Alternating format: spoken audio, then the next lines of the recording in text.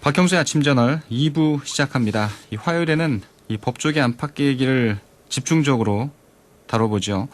먼저 이 검찰 얘기부터 시작해 보겠습니다. 서초동 25시 아주경제신문 법조 전문 기자죠. 장용진 기자 전화 연결돼 있습니다. 장 기자 안녕하세요. 네, 안녕하십니까. 장용진입니다. 예, 뭐 준비한 아이템은 여러 가지가 있지만 오늘은 뭐 이 얘기만 해도 시간이 부족할 것 같습니다. 네. 이 추미애 장관과 윤석열 검찰총장의 뭐 2라운드라고 보면 될까요? 글쎄요, 저는 일단 2라운드로 볼 수가 있을 것 같긴 한데요. 근데 예. 저는, 이게 좀 안 맞다라는 생각이 들어요. 어떤 이게, 게? 지금 윤석열 검찰총장이 뭐 장관급이긴 합니다만, 그래도 엄연히 그 법무부 장관의 그 부하인데, 그러니까 법무부 장관이 상관인데, 예.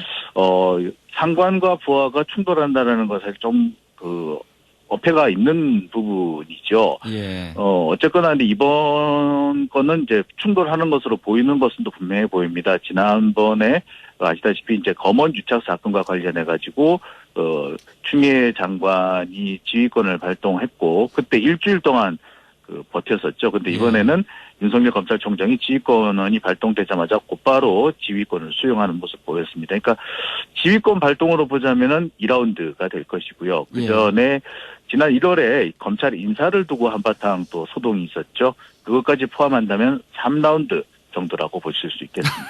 예. 3라운드가 이 마지막일지 그게 좀 궁금한 분들이 좀 많더라고요. 글쎄요. 근데 제가 알기로는 그렇습니다. 이거 어제 이제 추미애 장관이 발동한 지휘권 같은 경우는 사실상 내용상으로 보자면은 윤석열 검찰총장을 수사하라는 취지로 읽힙니다. 그러니까요. 가족 비리에 대해서 구체적으로 언급을 한 거니까요. 예.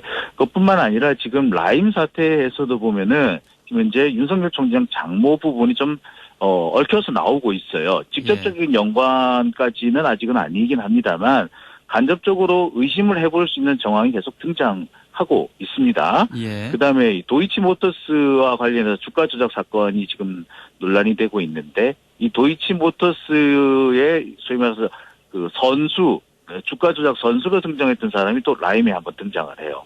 이런 거를 보면은 이 라임 사태가 또 엉뚱하게 윤석열 총장의 가족을 향해서 튈 수도 있겠구나. 근데 이 부분에 대해서 철저하게 수사를 하라고 했다면 윤석열 총장에 대한 그 수사 지시인과 동시에 한편으로 보자면 이제 나가달라. 라는 메시지로 보일 수도 있습니다. 예.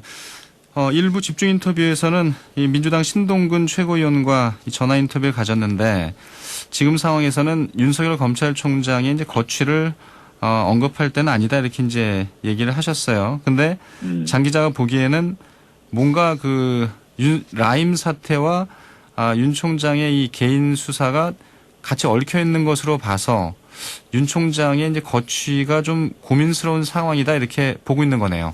그렇습니다. 예. 기억하실 겁니다. 최동욱 전 검찰총장의 경우에는 자신과 관련해서 법무부의 감찰이 시작되자마자 그날 저녁에 사표를 내고 물러났습니다. 예.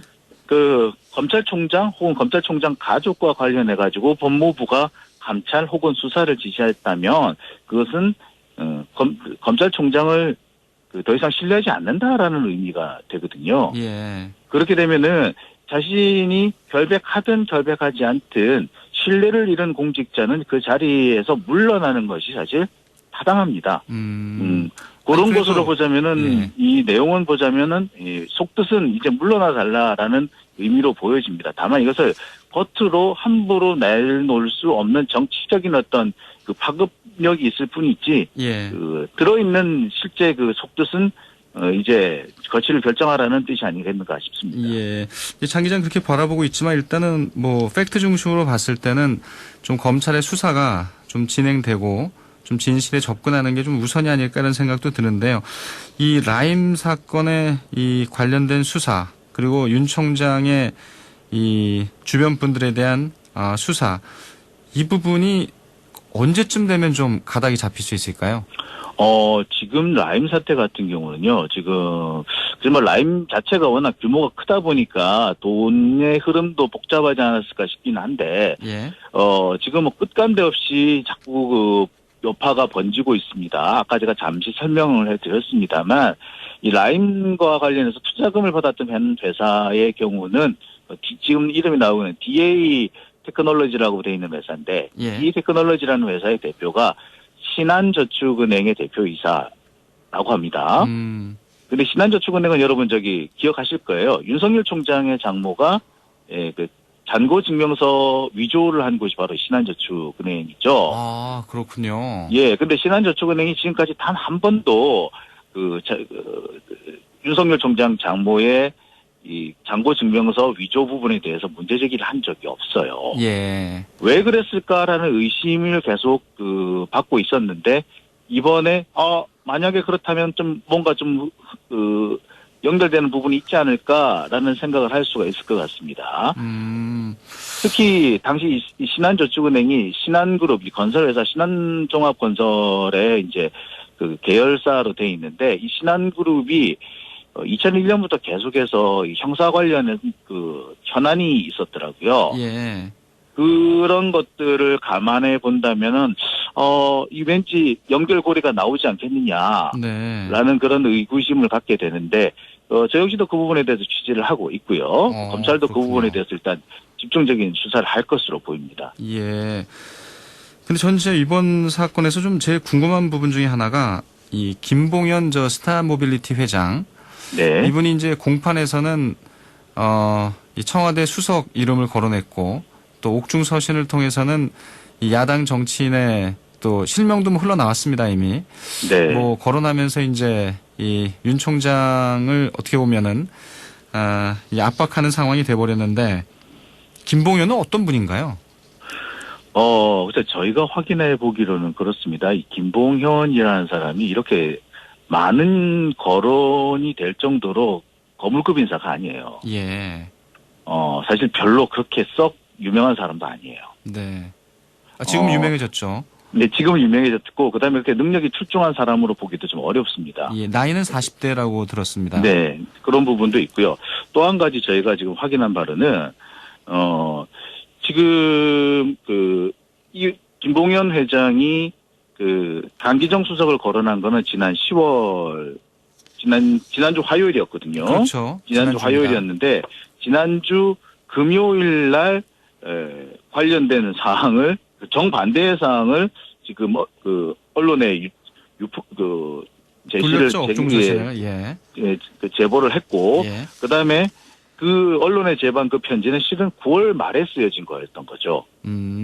편지는 이미 지난달에 썼군요. 네. 9월 이걸 달에. 보면은, 이 김봉현 씨가 검찰 수사 과정에서 뭔가를 결심을 했었을 가능성이 가장 커 보이기는 합니다. 네. 그런 걸로 보면은 김봉현 씨가 이제 주장했던 내용, 자기가 검찰 개혁을 꼭 해야 되겠더라.